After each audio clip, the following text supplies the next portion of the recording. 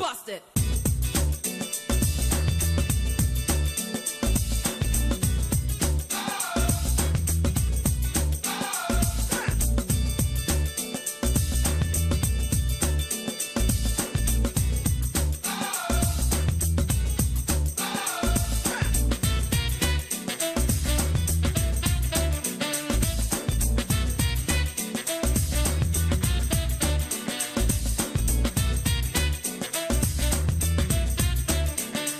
We have been here, they told us to write our names. So after writing the names, they decided not to use the name, they cancelled the name. Rather, they'll look for people that will pay them some amount of money. Since around 6 o'clock, I'll be here. They don't want to listen to us. Even though to give us this ticket, they know they have to collect money, 500. My friend even bought her own, 700.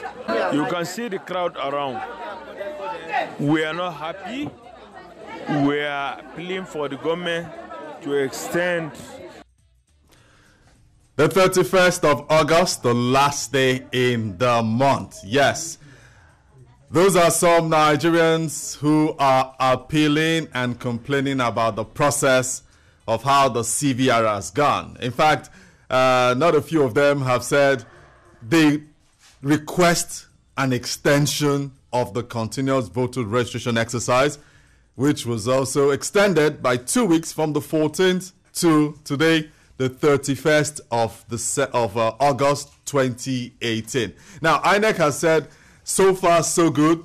No less than 13.6 million new people have been added to the voters register, and that in terms of collection of permanent voters cards, just under a million, about 874,000 or thereabout. So, as it concerns Nigerians, will some of them be disenfranchised if INEC sticks to its guns and says we're cutting off registration today? Because it's exactly 6.5 months to the general elections. Don't forget, the presidential election will hold in the middle of February. My name is Shola Jaisimi. Welcome to the program, Political Platform on the Ray Power Network. Don't forget that we also come to you later in the evening on AIT Abuja, that's on terrestrial television. Now, some other issues in the polity. It's politics, politics, and politics all the way, you would say. Senate President Bukola Saraki yesterday formally, officially, threw his hat into the ring, declaring for the presidency of Nigeria. Not only him, Governor of Sokoto State, I'm talking about Aminu Waziri Tambuwal. He has also picked his own nomination form. He's gone to the PDP Secretariat to do this. Now, going back to the declaration of the Senate President, a group which had a meeting with him yesterday at which he formally declared, I'm talking about the Not Too Young to Run group, have said, it seems as if the interaction we planned with the Senate President yesterday here in Abuja was hijacked by him to declare his presidency. But there are also some who are saying there seems to be more that meets the eye. We'll be speaking with the Special Advisor, Media and Publicity to the Senate President, Yusuf Olaniyonu, as well as the convener of the Not Too Young to Run group, Samson Itodo, in the course of the program. The All Progressives Congress, the ruling party at the federal level and in no less than 24 states of Nigeria, held the National Executive Committee meeting yesterday in Abuja. And some of the decisions include the presidency. How will the candidate emerge? Of course, for now, there's only one aspirant. It will be direct primaries. That's what the party has said. But for the other elective positions, the options are still open. Now, back to the presidential race. A group, the coalition of united political parties, the presidential aspirants on some of these platforms, about 20 of them, met somewhere in Abuja, and it seems like as if the center is not holding. The plan was to present a single presidential candidate. But there are some issues around this process, with some of them saying, look, I'm not part of it, though I was there. Is it a case of just ambition by individuals who say, this is what I stand for? Lining up behind anybody is not my idea. My colleagues are on the program. Adebayo Bodun is here. Welcome. Well, let me begin by thanking Nigerians for staying with Ray Power. Tomorrow, September 1, it will be exactly 24 years when Ray Power hit the airwaves. And 3 years later, in 1997, this program was flagged off. And so, if Nigerians have not invested their time with us, support us, we wouldn't be where we are. And so, and luckily, we are all alive. One of the first voices on Ray Power on that day, 24 years ago, is a member of this platform, Drew Ejeye. Her voice radiating on that day. It was raining in Lagos, but on radio in your cars, radio sets on your tables and all the rest, that was a refreshing experience. And so we need to thank Nigerians for trusting us, for remaining with us. And it's going to be a week-long celebration on air, beginning from today till for the next 1 week. And we say thank you and thank you and thank you.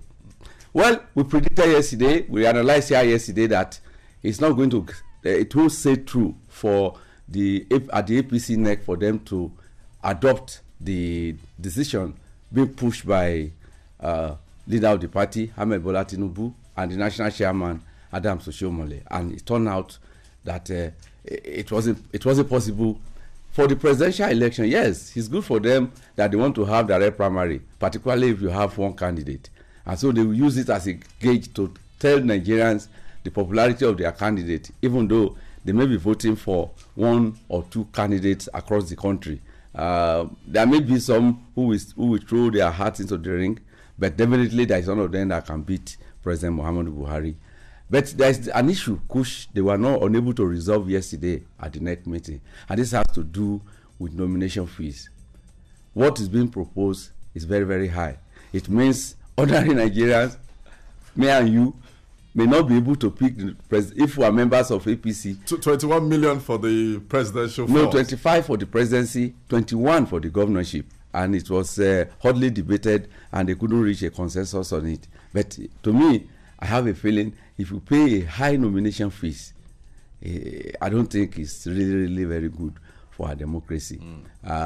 In those days, PDP used to rake in billions of naira from sale of forms. For sale of forms, from state assembly to House of Rep to Senate to governorship and to presidential election. APC promised us change. I think we need to reflect that change in ensuring an all-inclusive process in which the rich and the poor can participate in the process, in the primaries of picking candidates. Drew Ejeye is also on the program this morning. Welcome, Mama. And Adebayo Bodiri said it that your voice on the 1st of 1994, long time ago. That was in the heat of the June 12 struggle. Yes. We actually started the project, if I may call this a project, long before the station went on air. You know, it was a time of test transmission. Military. No, not just test transmission. Even acquiring the license was a struggle because of the kind of military government that was in power at that time. But let's give it to God, and let's give it to the tenacity and determination of the chairman emeritus, the visionary of this, of all of this, because some of the persons would have been discouraged. Some of the persons would have given up, but he didn't give up. He had a vision, and he wanted to run with that vision of bringing quality broadcasting, quality radio broadcasting to the country. Of course, Ray Power is the first private station. Up until then, Radio Nigeria 2 was the only main FM station, if you could call it, in the whole of the Southwest. And I don't think that we had anything to even beat Radio Nigeria 2 then, in other parts of the country. So Ray Power coming on stream sort of loosened, broke the monopoly and opened the doors for competition and for the quality of broadcasting, radio broadcasting, to improve. And I'm glad that I was part of that. We were broadcasting in-house for about 6 months before the license was granted, and we were able to go on air. We give God all the glory. I'm talking about politics. Adebayo Bodiri talked about APC not being able to come up with an agreement as regards the nomination fee. And people have said it oftentimes that political parties should be conscious of what they put out as nomination fees, because you monetize the polity, you make it difficult for other quality persons who are not money bags to be able to partake in the process. A lot of persons who know what to do, who could have helped this country out of its challenges, out of its problems, have been deterred because they do not possess the kind of finances that some of the political parties impose, even as nomination fees, and in some other areas, or to be able to sponsor the party the way some of the parties would want. I think that we should begin to take a look at that so that this country can give the chance to as many as can contribute positively. We have great minds, great intellects, but most of them, money robs them of the opportunity. Political parties should bring down the nomination fees. Let them allow the people to own the party, the people to participate in the process, and not just a few elite money bags.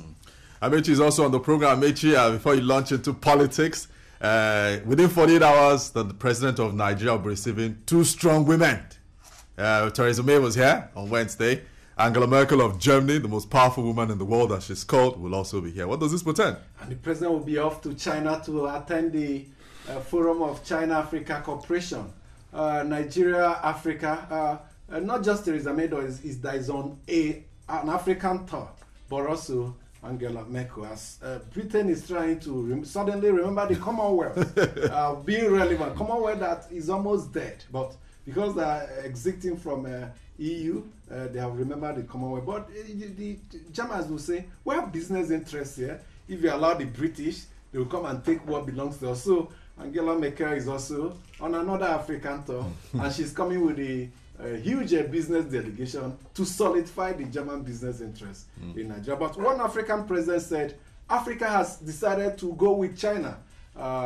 Many of them will be at that forum in Beijing, because unlike the West, the Germany, UK, US, they have committed billions of dollars in providing critical infrastructure in Africa, what the West has not been able to do. But on the issue of Repair's 24th anniversary, and of course the issue of political platform, is all about the people. One thing about political platform, and more especially Repair, is that it takes the interests of the people at heart. The president said national interest supersedes national rule of law, but for us, national interest is the collective interest of every Nigerian. That's why we always put you at the lead of everything we're doing. Yes, that huge amount for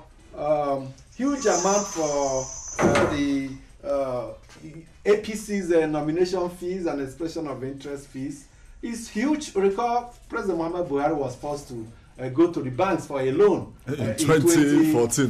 Now, some other person will say maybe we have to approach some banks for loan. But more importantly, what is the implication for the young people, the not too young to run, is bad news for them. Most young people don't have those huge funds to buy the nominations from. So the implication is that they may not have enough opportunity in APC to really pick their ticket to contest in the main election. And the position of the governors vis-a-vis the position of the chairman and the national leader of the party, the governors control political parties in Nigeria.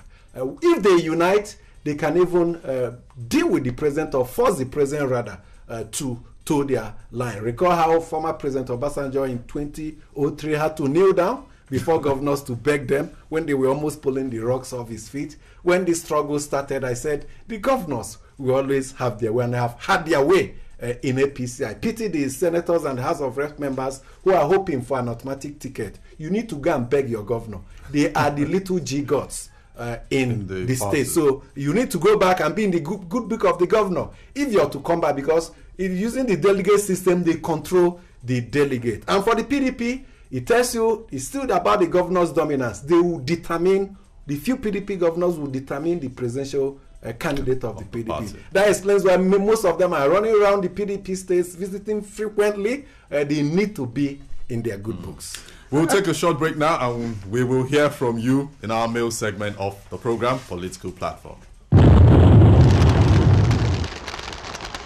Thank you for staying with us on Ray Power FM and welcome to the mail segment. I am Ife Nwanwobi. And I am Etenikan Akipu. You're welcome. Let's start with a mail from Bash Kanabe, who writes from Agenebode in Edo State on APC and their primaries. He says, it is no longer news that the APC has recommended direct primaries for the presidential aspirants and indirect primaries for others. Then I ask the APC, who is contesting with President Buhari? Absolutely nobody. This action to me is not fair, as it's a proof that these people only want to remain in power without better agenda for the ordinary Nigerian. I stand to be corrected. This is one of the reasons those that decamped from the APC did so. I stand to educate Nigerians. If Kwankwaso, Atiku, Saraki were still in APC, APC will never recommend direct primaries for the presidential aspirants. I advise the APC to always be seen to be fair in all they do, as Nigerians are no more politically ignorant. I also urge them to have the interest of Nigerians at heart and keep to their promises. God bless Nigeria. And more on the APC's adoption of direct and indirect primaries, Chooks, the man in Abuja, says, sometimes these politicians try to play with the intelligence of Nigerians. How can APC tell us that they are adopting direct primaries for presidential election when they have a consensus candidate in the person of President Muhammadu Buhari? I think the right thing to tell us is that they have adopted indirect primaries instead of wanting to use the presidential primary to confuse Nigerians. God bless Nigeria, my country. And that's where we draw the curtain on today's mail segment. Do keep it coming to Political Platform at raypower.fm. Welcome back to Political Platform on the Ray Power Network. We told you earlier about the fact that, yes, there seems to be controversy brewing over the venue and the timing of Senator Saraki's declaration, formal declaration for the presidency, and that the group which organized an interaction with him, I'm talking about the Not Too Young to Run group, saying, look, Mr. Senate President, you seemingly hijacked our interaction with you to declare the presidency, for the presidency. Samson Itodo is on the line. He is the co-convener of the Not Too Young to Run group. Samson, good morning to you. A very good morning to you. Now, you sound a bit dull. What has been said and reported about yesterday's event? No. What has been said about yesterday's event? Is it actually the fact that you didn't expect the Senate President to take that long? Is it a 28-minute speech and take up the platform from you and do his declaration? Absolutely. First, we'd like to place on record that the town hall or public dialogue was meant for young aspirants and leadership of political parties. And that is a series that we are hosting in our bids to ensure youth candidacy and direct.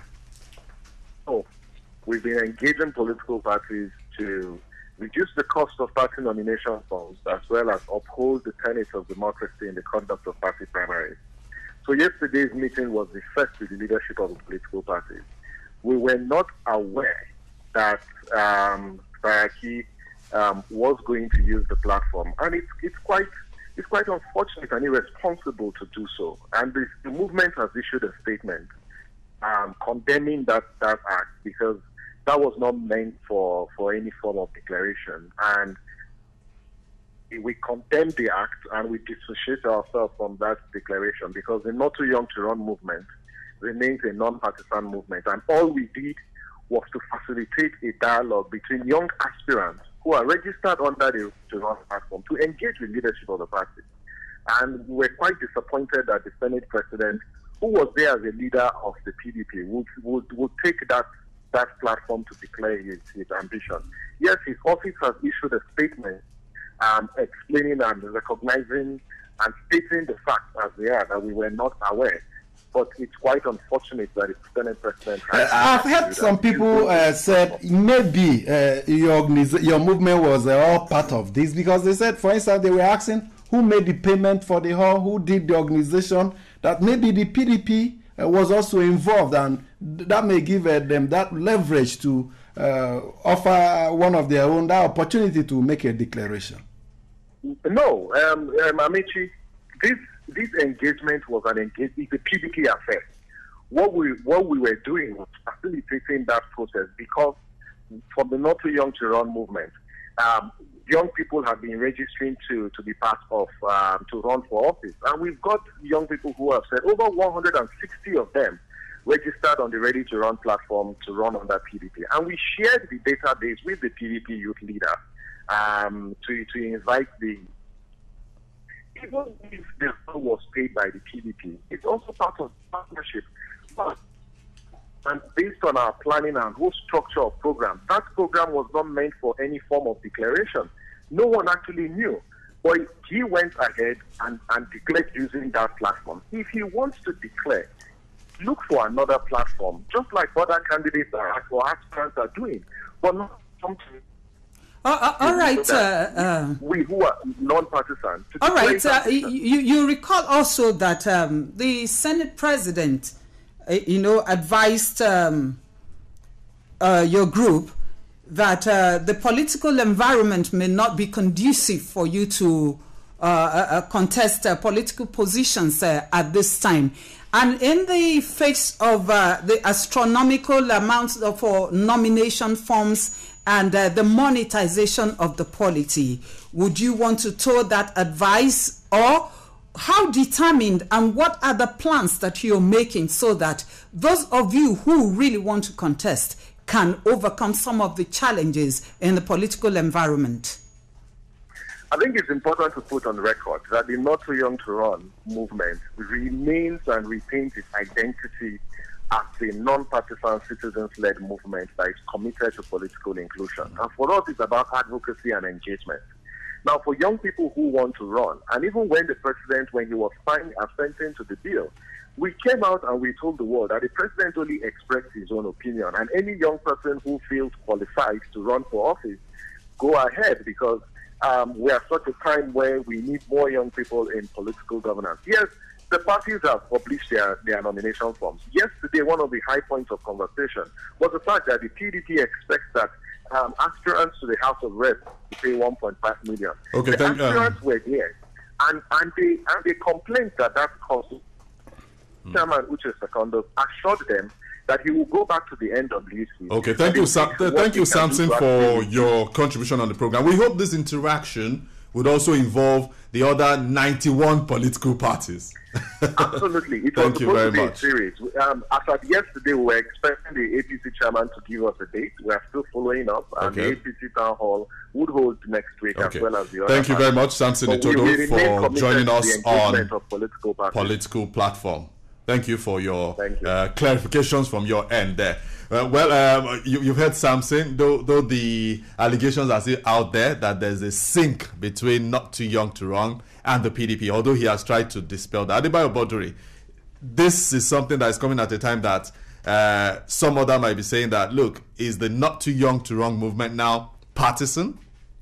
Well, the Not Too Young to Run may not have hopefully declare for a political party, but they will be partisan. If they are not partisan, then they will not be pushing an agenda that the young ones should run. Let's hear from the chief, the special advisor on media and publicity to the Senate President, Alhaji Yusuf Olaniyan. Alhaji Olaniyan, good morning. Welcome to Political Platform. Good morning, Mr. Jayesimi and other presenters, and good morning to all the listeners of the RIPA. Okay, you issued a statement from what we've heard. Am I correct on that? Yes, I did. Okay, now just throw a little more light on this thing, because the allegations are there. Did the Senate President, did he just hijack, take the rug under the feet of these young people? Mr. Jayesimi, I think that we should refrain from using words like hijack. There was nothing like hijack. In my statement, I admitted that yes, the Not Too Young to Run people did not know the content of the speech delivered by the Senate President before he delivered it. I also said we did that, what we did in good faith, was invited to come and address some young PDP aspirants of various offices. And we thought, as a way of encouraging them, it's good for them to even feel that they are the first group of persons that will know that he has interest in the presidential race. We thought, we are doing something different. Instead of the normal way of calling an entire crowd. Okay. So let's do something different. These people are PDP aspirants. The election basically said they are PDP aspirants, young aspirants. Okay. I would think, this is a good opportunity for him to let them know after reviewing the situation of the country, reviewing the political system. Then he should tell them, this is what I have in mind. Okay.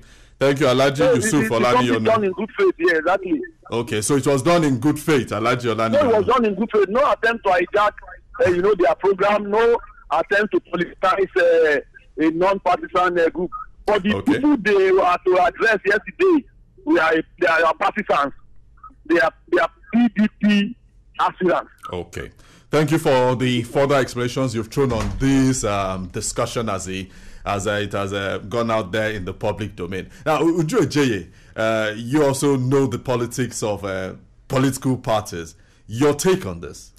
Well, let me quickly say that from what Yusuf has said, if truly they were PDP aspirants, then I would not see anything far-fetched from the Senate President declaring his intentions to fellow party members, except if some of them are actually interested in that seat. But then it would have been a party affair, not the way that we're seeing it.